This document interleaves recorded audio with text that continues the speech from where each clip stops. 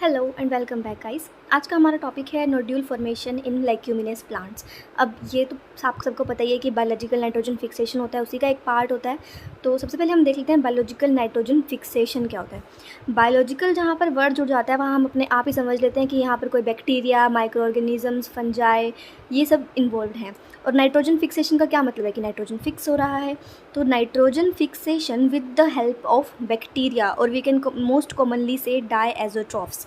तो biological nitrogen fixation में क्या होता है कि नाइट्रोजन का कन्वर्जन होता है इनटू अमोनिया बाय बैक्टीरिया और डायएज़ोट्रॉफ्स। लेकिन ये जो बायोलॉजिकल नाइट्रोजन फिक्सेशन होता है ना, ये सिर्फ प्रोकैरियोट्स के अंदर होता है। बायोलॉजिकल नाइट्रोजन फिक्सेशन जो है ये सिर्फ प्रोकैरियोट्स के अंदर होता है। यूकैरियोट्स जो हैं वो इतने कैपेबल नहीं हैं कि वो नाइट्रोजन फिक्स कर सकें बायोलॉजिकली। ठीक है, इसके बाद जो बायोलॉजिकल नाइट्रोजन फिक्सेशन होता है ना, वो कैसे होता है, अब ये वाला पूरा प्रोसीजर हम देखेंगे इस वीडियो के अंदर। तो ये वाला जो पूरा प्रोसीजर होता है ना, उसमें नोड्यूल फॉर्म होता है। नोड्यूल फॉर्म होता है, इसीलिए इसे हम बायोलॉजिकल नाइट्रोजन फिक्सेशन के अंदर पढ़ते हैं। नोड्यूल क्या होता है कि जैसे सपोज़ ये एक प्लांट है, ऊपर ये इसकी रूट्स हैं, तो इसके अंदर इस तरह के कुछ सर्कुलर स्ट्रक्चर्स बन जाते हैं रूट के सेल्स के बाहर, जिन्हें हम नोड्यूल्स बोलते हैं। तो this is the nodule formation. So फटाफट से देख लेते हैं होता क्या है। अब हमें पता है कि जो कुछ बैक्टीरिया जो हैं वो सिम्बायोटिक रिलेशनशिप शो करते हैं प्लांट्स और बैक्टीरिया। और जो बैक्टीरिया हैं, जैसे कि सबसे कॉमनली जो बैक्टीरिया नाइट्रोजन फिक्स करता है, नोड्यूल्स फॉर्म करता है, वो है राइजोबियम। राइजोबियम जो है वो सबसे कॉमन बैक्टीरिया है जो कि नोड्यूल फॉर्म करने में हेल्प करता है, जो कि नोड्यूल्स फॉर्म करता है इन एसोसिएशन विद प्लांट्स के साथ मिलके नोड्यूल्स फॉर्म करता है। तो अब हमें देखना है ये पूरा प्रोसीजर कि ये होता कैसे। अब suppose this is the bacteria, ये एक राइजोबियम बैक्टीरिया, ये हमारे पास प्लांट है जिसकी रूट है, ये हमने रूट पार्ट लिया है क्योंकि जो बैक्टीरिया है वो मोस्ट प्रोबेबली रूट्स के थ्रू ही एंटर करता है, तो ये हमने इसका रूट पार्ट लिया है। तो ये है प्लांट का रूट पार्ट और ये है राइजोबियम। ज़्यादा क्लियरली पढ़ने के लिए हमने सिर्फ एक ही रूट को अच्छे से बनाया है, बाकी की सभी रूट्स भी हैं, ऐसा नहीं है कि सिर्फ ये वाली रूट है, बाकी की सभी रूट्स भी हैं, लेकिन एक को हमने अच्छे से ड्रॉ किया है ताकि हम बहुत क्लियरली पढ़ सकें और कोई कन्फ्यूजन ना रहे। तो this is the bacteria and this is the root of a plant. इसमें क्या होता है, जब प्लांट को नाइट्रोजन फिक्स करना होता है तो जो प्लांट की रूट्स होती हैं ना, वो कुछ सब्सटेंसेस रिलीज़ करते हैं, जैसे कि फ्लेवोनॉइड्स और हीमोसिराइन। रूट हेयर जो हैं वो कुछ सब्सटेंसेस रिलीज़ करते हैं, फ्लेवोनॉइड्स और हीमोसिराइन, जिनकी वजह से बैक्टीरिया इनकी तरफ अट्रैक्ट होता है। बैक्टीरिया जो कि राइजोबियम है, राइजोबियम जो है वो प्लांट की रूट की तरफ अट्रैक्ट होता है इन सब्सटेंसेस की वजह से। अब राइजोबिया जो है वो अपने आप को इन रूट हेयर्स के अराउंड अरेंज कर लेता है। अब जो राइजोबिया बैक्टीरिया वो इसके पास आएगा, राइजोबिया बैक्टीरिया इस रूट के पास आ जाएगा और ये राइजोबिया बैक्टीरिया अपने आप को इस रूट के अराउंड अरेंज कर लेगा, जिसकी वजह से रूट हेयर्स कर्ल हो जाएंगे। इसके जो रूट हेयर्स है वो इस तरह से कर्लिंग शो कर देंगे, एक हुक शेप जैसा स्ट्रक्चर बना लेंगे, इसे हम बोलते हैं रूट हेयर कर्लिंग। ठीक है, ये जो राइजोबिया बैक्टीरिया है, ये बैक्टीरिया अपने आप को रूट हेयर के अराउंड अरेंज करेगा और ये बैक्टीरिया जो है ये कुछ नोड फैक्टर्स को रिलीज़ करेगा। नोड फैक्टर्स जिसे हम शॉर्ट फॉर्म में नोड बोलते हैं, इसका फुल फॉर्म होता है नोडुलेशन फैक्टर्स। ठीक है, आई होप आपको इतना तो पता है कि जो प्लांट है, प्लांट के अंदर नोडुलिन जीन्स प्रेजेंट होते हैं और बैक्टीरिया के अंदर नोड जीन्स प्रेजेंट होते हैं, नोड जीन्स प्रेजेंट होते हैं। ठीक है, तो ये बैक्टीरिया क्या करेगा, अपने नोड जीन्स को एक्टिवेट कर देगा। उसके जो नोड जीन्स है वो एक्टिवेट हो जाएंगे जब उसको फ्लेवोनॉइड्स और हीमोसिराइन अट्रैक्ट करेंगे। तो अब क्या होगा कि ये जो नोड फैक्टर्स हैं या फिर मैं कहूँ नोडुलेशन फैक्टर्स हैं, ये एक्टिवेट हो जाएंगे और ये नोड जीन्स या फिर नोडुलेशन जीन्स या फिर नोड फैक्टर्स मैं कहूँ, ये रिलीज़ करेंगे एक नोड डी प्रोटीन। क्या रिलीज़ करेंगे, एक नोड डी प्रोटीन। अब सारा का सारा काम इस नोड डी प्रोटीन ने ही करना है। ठीक है, नोड डी प्रोटीन एक रिलीज़ होता है, एक्टिवेट होता है जब नोडुलेशन फैक्टर्स सिक्रीट होते हैं। और वो कब सिक्रीट होते हैं, जब राइजोबिया जो है वो अट्रैक्ट होता है towards the substances that are released by this root hair. ठीक है, अब जो बैक्टीरिया है ना, suppose this is a bacteria, ठीक है, इसकी आउटर कवरिंग पर एक और प्रोटीन प्रेजेंट होता है जिसे हम रिक एडिसिन बोलते हैं। रिक एडिसिन नाम का एक और प्रोटीन प्रेजेंट होता है इसकी कवरिंग पर, आउटर सरफेस पर। और ये जो रिक एडिसन प्रोटीन होता है ये कैल्शियम बाइंडिंग प्रोटीन होता है। क्या होता है ये? कैल्शियम बाइंडिंग प्रोटीन होता है, ये कैल्शियम से बाइंड होता है। ठीक है, तो ये था कुछ बैक्टीरिया के बारे में जो आपको पता होना चाहिए, इंपॉर्टेंट चीज़ें। अब हम आते हैं वापस अपने डायग्राम के ऊपर। तो अब क्या हुआ है कि जो राइजोबिया है वो रूट हेयर के आसपास अरेंज हो गया है और रूट हेयर जो है वो कर्ल हो गया है। अब ये हो गया इतना काम, हेयर कर्लिंग हो गई है इसके अंदर। ठीक है, नेक्स्ट कम्स इज़ इसको अंदर कैसे जाना है, इस रूट हेयर के अंदर इसको इन्फेक्ट कैसे करना है।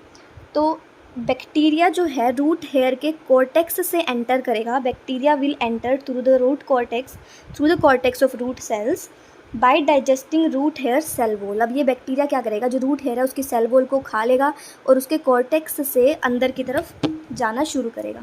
This bacteria will start moving towards inside of the root hair. Infection thread form हो जाएगा। अब ये बैक्टीरिया इसके अंदर जा रहा है, इन्फेक्शन क्रिएट कर रहा है। कैसे क्रिएट कर रहा है? एक थ्रेड की फॉर्म में ये चल रहा है और इन्फेक्शन क्रिएट कर रहा है, इसलिए हम कह रहे हैं इसको इन्फेक्शन थ्रेड जो है वो फॉर्म हो जाएगा inside the root hair. Cell wall इसने डाइजेस्ट कर लिया, बैक्टीरिया ने कॉर्टेक्स में ये एंटर कर लिया है और इसने इन्फेक्शन थ्रेड बना दिया रूट हेयर्स के अंदर। अब इन्फेक्शन थ्रेड जो है वो बैक्टीरिया को एक रास्ता प्रोवाइड करेगी ताकि वो अंदर सेल्स के अंदर जा सके, एपिडर्मल सेल्स के अंदर वो जा सके। So this infection thread will act as a passage for bacteria to enter epidermal cells। इसके बाद क्या होगा कि जो इन्फेक्शन थ्रेड है वो इलोंगेट होगा। गोल्जी अपरेटस से जो वेसिकल्स मिलती है ना उसके साथ डिराइव होकर ये इन्फेक्शन थ्रेड इलोंगेट होगा, कॉर्टेक्स में जाएगा, कॉर्टिकल सेल्स को डिफरेंशिएट कर देगा और उनको डिवाइड, उनके अंदर डिवीजन स्टार्ट हो जाएगी। कॉर्टिकल सेल्स को डिफरेंशिएट कर देगा, डिफरेंट सेल्स में पहुंच जाएगा, उनकी वजह से इधर कॉर्टिकल सेल्स के अंदर जो है वो डिफरेंशिएशन स्टार्ट हो जाएगी, मतलब वो सेल्स जो है वो बहुत जल्दी से डिवाइड करने लगेंगी। ये थर्ड डायग्राम में आप ये मत ड्रॉ करना, ये हम फोर्थ डायग्राम में ही ड्रॉ करेंगे क्योंकि थर्ड डायग्राम में हमें सिर्फ इतना शो करना होता है कि वो जो इन्फेक्शन थ्रेड है वो फॉर्म हो गई है। फोर्थ डायग्राम में हम ये चीज़ शो करते हैं कि वो अंदर सेल्स के अंदर तक डिफरेंशिएट कर रहा है, सेल्स जो है उसकी वजह से डिवाइड कर रहे हैं। ठीक है जी, तो कॉर्टेक्स के अंदर ये गया, उसके बाद एपिडर्मल सेल्स तक इन्फेक्शन थ्रेड के थ्रू बैक्टीरिया पहुंच गया है। कॉर्टिकल सेल्स जो है वो डिफरेंशिएट हो गए हैं, उन्होंने डिवीजन करना स्टार्ट कर दिया है। अब जो कॉर्टिकल सेल्स है ना वो बनाएंगे nodule primordia. Cortical cells will form nodule primordium. अब ये जो नोड्यूल प्राइमोर्डियम है ये वही चीज़ है जिससे आगे जाके नोड्यूल डेवलप होगा। नोड्यूल बताया ना भी, रूट के ऊपर कुछ गोल गोल स्ट्रक्चर्स दिखेंगे वो नोड्यूल होते हैं। तो नोड्यूल प्राइमोर्डियम से ही अब नोड्यूल बनेगा in these cells. So bacteria अब क्या करेगा, कॉर्टिकल सेल्स के अंदर बहुत सारा उसने डिवीजन कर दिया है, नोड्यूल प्राइमोर्डियम बना दिया है। इसके बाद बैक्टीरिया क्या करेगा, वो अपना डिवीजन रोक देगा और अब वो बड़ा होना शुरू करेगा, एनलार्जमेंट शुरू करेगा, क्योंकि अब उसको कन्वर्ट होना है इनटू बैक्टीरियोइड। अब उसको बनाना है बैक्टीरियोइड, बैक्टीरियोइड इसको बनाना है। और बैक्टीरियोइड जो है वो एक एंडोसिम्बायोटिक सेल ऑर्गेनेली है, एंडोसिम्बायोटिक सेल ऑर्गेनेली है और ये मेन साइट है जहाँ पर नाइट्रोजन फिक्स होगा। ठीक है जी, तो नोड्यूल प्राइमोर्डियम बनने के बाद बैक्टीरिया जो है वो अपना डिवीजन रोक देगा और अपना एनलार्जमेंट शुरू करेगा सेल का, जिससे कि बैक्टीरियोइड की फॉर्मेशन होगी। और एक और बात कि जैसे ये बैक्टीरियोइड फॉर्म हो गया तो इसकी जो आउटर मेम्ब्रेन होती है उसे हम पेरीबैक्टीरियोइड मेम्ब्रेन बोलते हैं। वो मेम्ब्रेन जो कि बैक्टीरियोइड को सराउंड करती है उसे हम पेरीबैक्टीरियोइड मेम्ब्रेन बोलते हैं। अब बात आती है बैक्टीरियोइड की। ये पूरा का पूरा था डायग्राम कि आपको किस तरह से ड्रॉ करना है, किस तरह से इन्फेक्शन करना है। अब जो बायोलॉजिकल नाइट्रोजन फिक्सेशन हो गया ना वो पहुंच गया हमारा बैक्टीरियोइड वाली स्टेज पे कि बैक्टीरियोइड बन गया है रूट हेयर सेल्स के अंदर। अब ये जो बैक्टीरियोइड है यहाँ पर होगा नाइट्रोजन फिक्सेशन, ये असली साइट है जहाँ पर नाइट्रोजन ने फिक्स करना है। तो बैक्टीरियोइड में क्या होता है कि बैक्टीरियोइड के अंदर नाइट्रोजन जो है वो रिड्यूस होता है इनटू अमोनिया। इस बैक्टीरियोइड के अंदर नाइट्रोजन जो है वो रिड्यूस होगा इनटू अमोनिया। और ये कैसे होगा, ये होगा through an enzyme which is called as nitrogenase enzyme. Nitrogenase enzyme के ऊपर मैंने पूरी वीडियो अलग से अपलोड की है, तो आप पहले उस वीडियो को देख लीजिए जाके, ताकि आपको बहुत क्लियरली ये चीज़ें समझ आएगी। तो अभी के लिए इतना समझ लो। अब ये जो नाइट्रोजनेज एंजाइम है ये नाइट्रोजन को कन्वर्ट कर देगा इनटू अमोनिया और अमोनिया को प्लांट इजीली यूटिलाइज़ कर सकते हैं। नाइट्रोजनेज एंजाइम जो है ये ऑक्सीजन के लिए सेंसिटिव होता है, ऑक्सीजन सेंसिटिव एंजाइम है, इसीलिए इसको स्पेशलाइज्ड सेल्स की ज़रूरत होती है। जैसे कि अगर कोई हमारे पास बैक्टीरिया है जो कि एनारोबिक कंडीशंस में नाइट्रोजन नहीं फिक्स कर सकता, तो सॉरी एनारोबिक कंडीशंस में नाइट्रोजन फिक्स हो जाता है, लेकिन अगर कोई बैक्टीरिया जो कि एरोबिक है यानी कि उसके पास ऑक्सीजन प्रेजेंट है तो उनके अंदर स्पेशलाइज्ड सेल्स बनाए जाते हैं जैसे कि हेट्रोसिस्ट, ताकि उन हेट्रोसिस्ट सेल्स के अंदर ऑक्सीजन एब्सेंट हो और वहाँ पर नाइट्रोजन फिक्सेशन हो सके। तो नाइट्रोजनेज एंजाइम जो है ऑक्सीजन के लिए सेंसिटिव है, मतलब अगर ऑक्सीजन प्रेजेंट होगी तो नाइट्रोजनेज एंजाइम काम नहीं करेगा और नाइट्रोजन फिक्स नहीं होगा।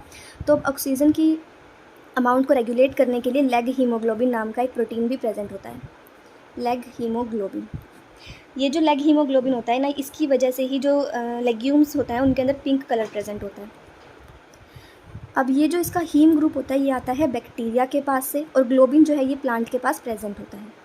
तो ये दोनों मिलके लेग हीमोग्लोबिन प्रोड्यूस करते हैं, यानी कि ये ऐसी कंडीशंस बना देते हैं कि ऑक्सीजन जो है वो कम हो जाए और नाइट्रोजन फिक्स हो सके। So this was the whole process how nitrogen fixation takes place in bacteroid of root cells. So this is the process. अब नाइट्रोजन फिक्स हो जाएगी तो उसके बाद नोड्यूल्स बन जाएंगे। आई होप आपको सब कुछ समझ आ गया होगा, but still if you have any doubts you can comment me in the comment section. I will for sure try to resolve your doubts. Thanks for watching, and if you like the video, don't forget to like, share and subscribe my channel.